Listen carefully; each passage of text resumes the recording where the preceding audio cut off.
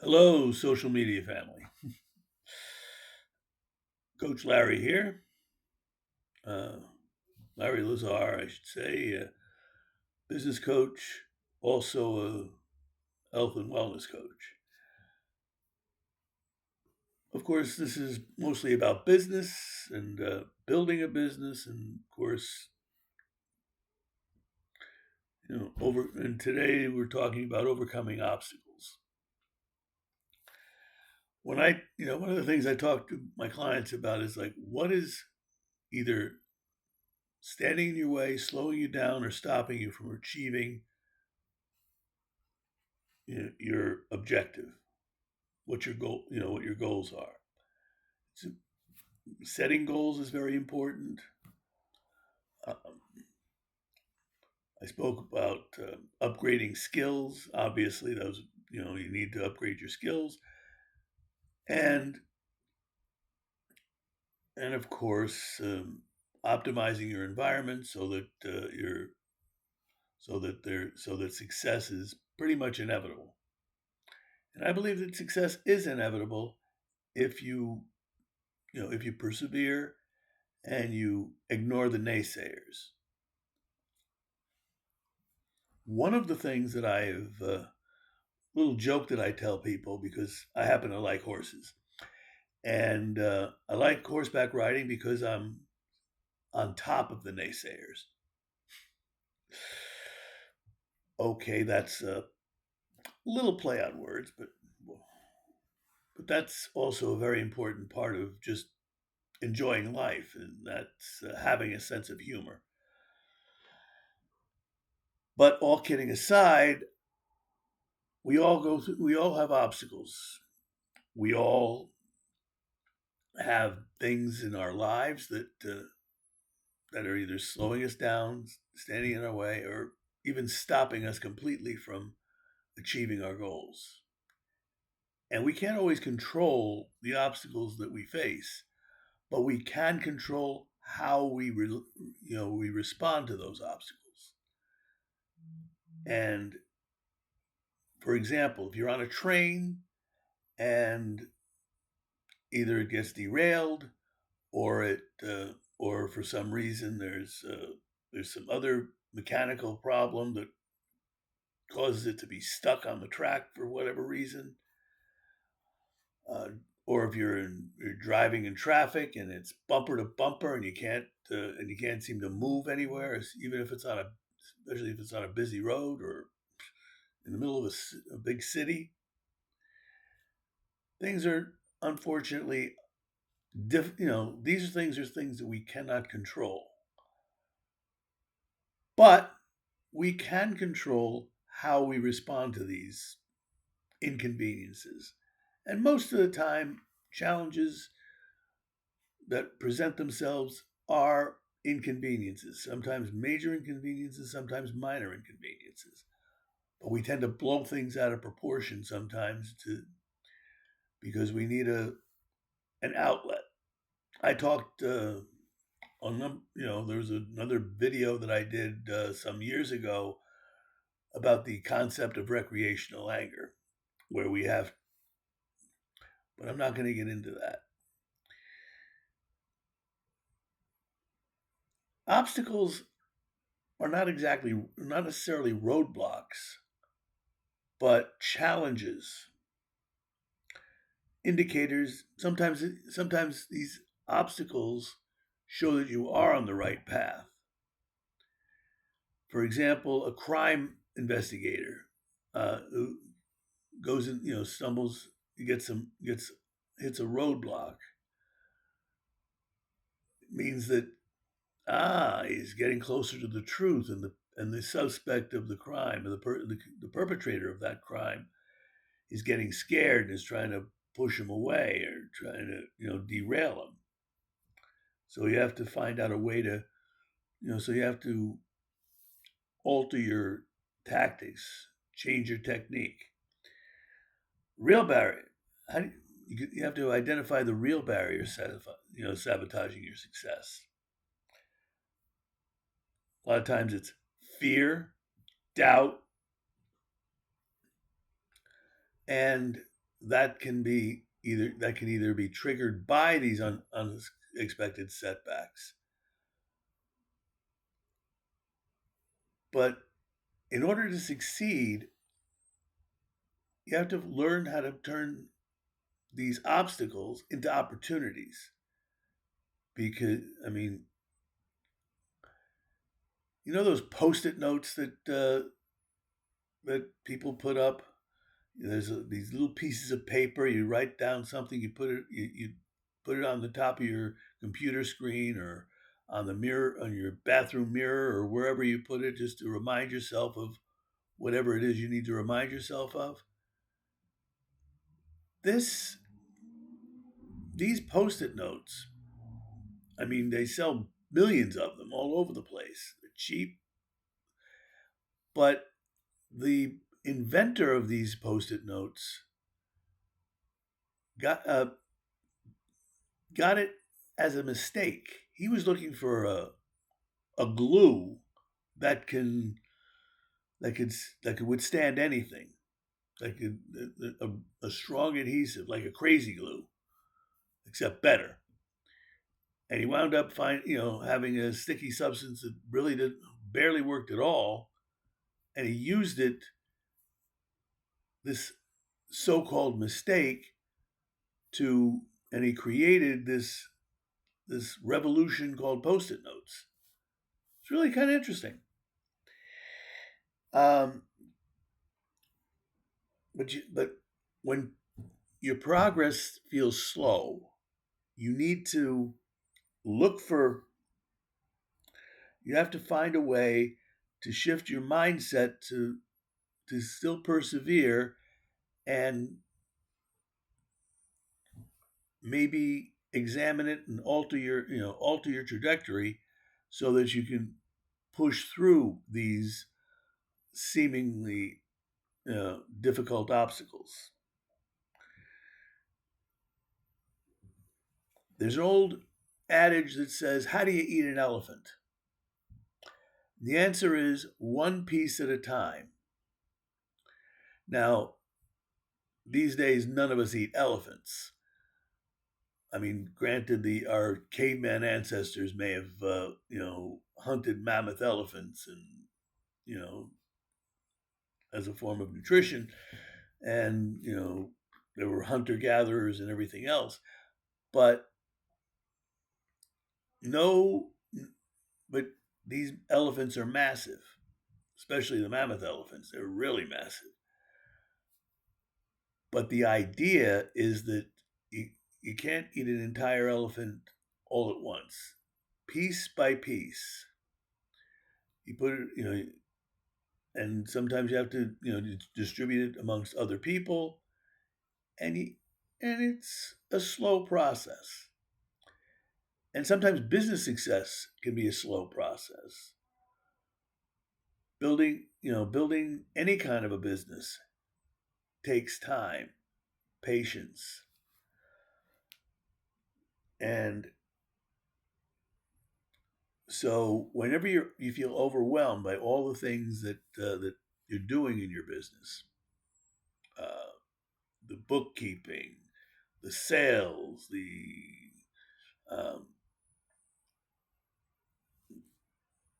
the all the maintenance work, the filings, the um, inventory if you're selling actual physical products, the servicing of your customers, the whatever it is, all the different hats that you have, and all of the things you have to do to maintain the business, keeping up with the bills, the banking, whatever it is, and a lot and sometimes even the physical maintenance, the cleaning, the whatever it is, and there are lots of things that have to be done that maybe you should delegate responsibility to others. The task is this way you can concentrate on the things that will bring you in the most bang for your buck. Um, Obstacles are always going to happen, but they don't have to be permanent. There's ways around it. There's ways to solve every problem. Every problem has a solution. And when you have adversity, it's how you respond to that adversity. Now, a lot of businesses will have, get phone calls from telemarketers pushing everything from paper goods to financial services to, and now the right thing would be to give everybody the time that they deserve and and see if these telemarketing companies or these telemarketers have anything that can be of value. But because there's so many and because there's only so many times in a day, a lot of us tend to, you know, sometimes we tend to get a little rude and feel ourselves superior to someone calling us to sell whatever it is that they're selling, even if it's something good that by all rights can benefit us. Now, does that mean that we're scumbags? No. It simply means that that we're overwhelmed. Now,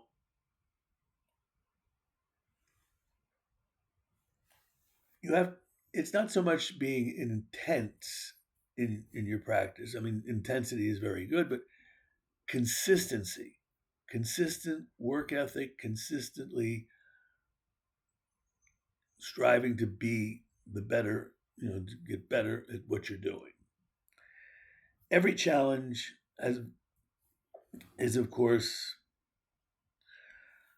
is of course, you know, a valuable learning experience.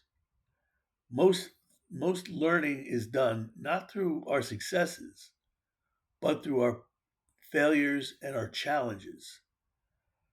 Small, steady action wins over perfection. Do I look for perfection in everything I do? No. I just try to get consistent action so that I can get consistent results. And that's pretty much what we're looking to do. Some of the people that I follow on YouTube, like for example, Dr. Westman, um, of who's basically a ketogenic doctor, who teaches at a university, uh, is says basically doesn't go for perfection, but basically improve, but small improvements. And that's just it. You got to improve a little bit each day in order to get better and better at what you're doing, whatever it is. Now,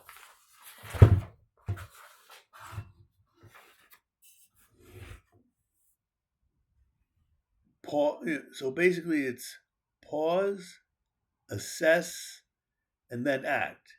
It's kind of like when you're if you're into shooting, like skeet shooting or archery, it's ready, aim, fire. Now, a lot of times people kind of transpose the last two parts. You get ready, and then you just fire, and then you look at aiming later. It's too late.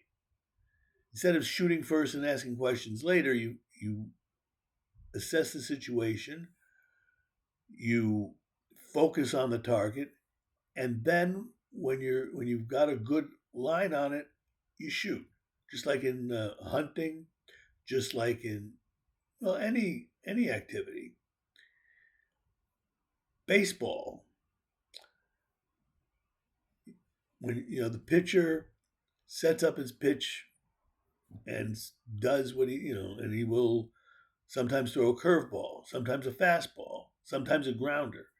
whatever it is,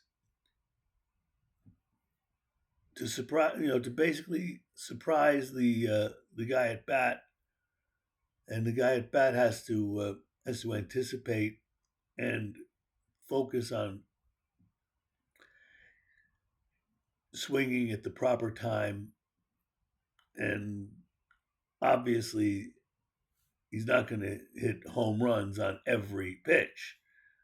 Even Willie Mays and or Reggie Jackson had had off times. Yes, they were excellent home run hitters, but but they didn't hit 100% home runs. But even 30%, but 30% is an excellent is an excellent average, and will get you into the hall. Will certainly got them into the Hall of Fame. Uh, uh, what about? But you take these obstacles, you turn them into learning experience, you turn them into data. You say, what did I do? How did I overcome the obstacle? And this way, when the obstacle comes again, you know how to respond to it because you've already had experience in in a prior time. Reframing boosts resilience, and it also forms also stimulates your creativity. Mapping, milestone planning. Now, just as a final thought, obstacles do not define your limits. They reveal possibilities. If you could look at every obstacle, at every challenge as an opportunity, because that's what they are. All obstacles are opportunities to improve.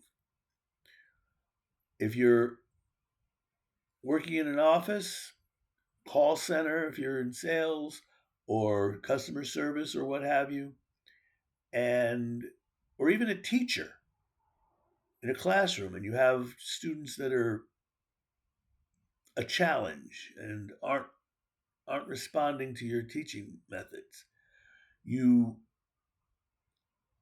find you focus and you find what's going on with that particular student, or you talk to your manager, and you go over certain things, and you find out what you could do, what you've done incorrectly, and find and then work on ways to improve your performance, change your approach, so that whenever you have a similar obstacle with another call that you're making, by all means, use what you've learned.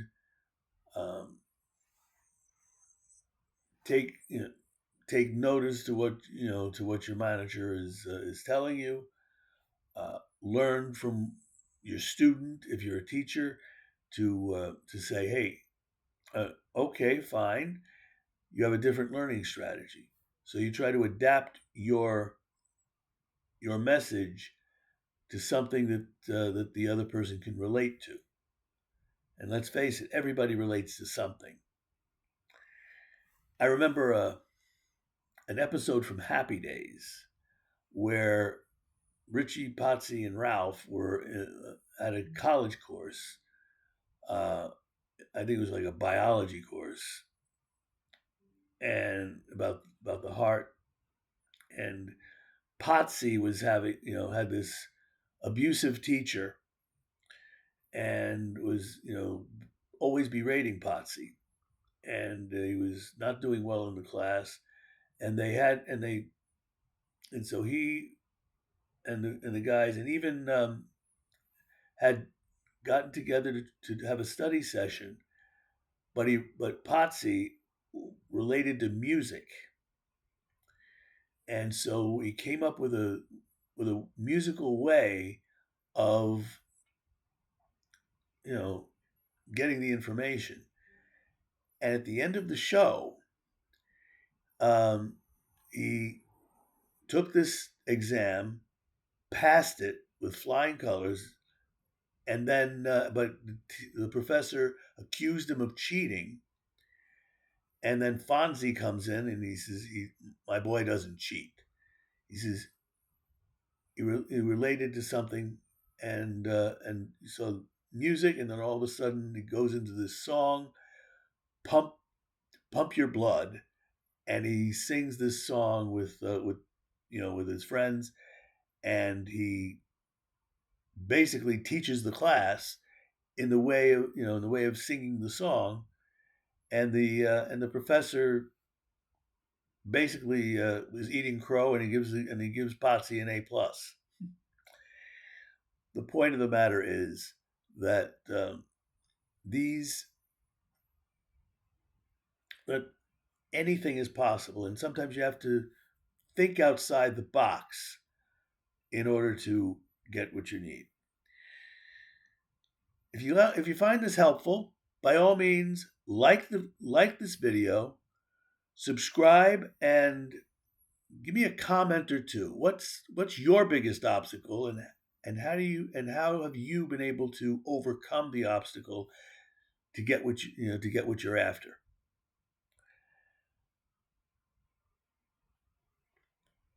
Also, if I'm also going to include certain reading material that on Amazon. Please click those on as well, and let me know what you think. And well, I thank you very much. Unleash your powerful self, or better yet, as I like to close, stay powerful.